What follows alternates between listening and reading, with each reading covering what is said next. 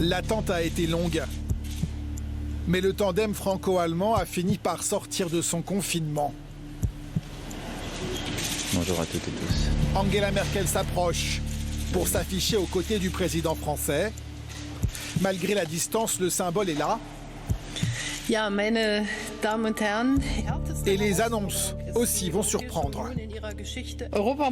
L'Europe doit être solidaire.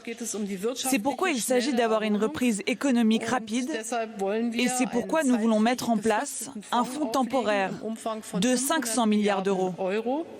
Il s'agit bien de dépenses budgétaires et non de prêts. Des dépenses en direction des secteurs et des régions les plus touchées par la crise. En acceptant que la Commission européenne emprunte sur les marchés au nom de l'Union, Angela Merkel fait un effort colossal, car l'Allemagne a toujours été opposée à la mutualisation des dettes.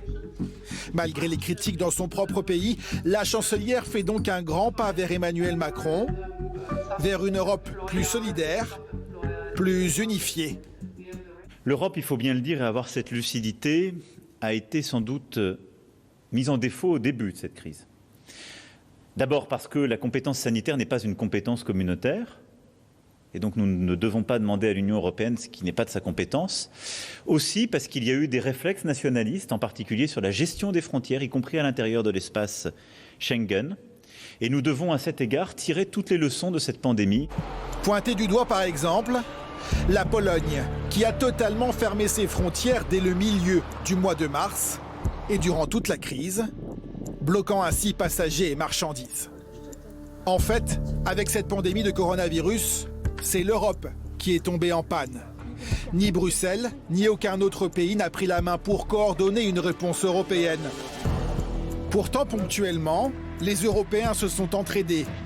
L'Allemagne, le Luxembourg ou l'Autriche ont accueilli des malades français. L'Italie ou l'Espagne ont reçu des masques d'autres capitales européennes. Mais Rome a eu le sentiment d'être abandonnée. Sentiment accentué qu'en début avril, c'est l'armée russe qui vient désinfecter les rues de cette ville de Lombardie. Ce n'est pas l'Europe qui est ici remerciée. C'est pour cette raison que Paris et Berlin veulent doter l'Union européenne de compétences sanitaires. Il s'agit de mettre en commun des stocks stratégiques de masques et de tests, des capacités de production de vaccins et de traitements, ou encore d'organiser un plan de prévention des épidémies et des méthodes communes pour recenser les cas. Le couple franco-allemand doit désormais convaincre les 25 autres pays européens, avec comme seul objectif, pour l'un et pour l'autre, éviter une nouvelle crise sanitaire fatale à l'Europe.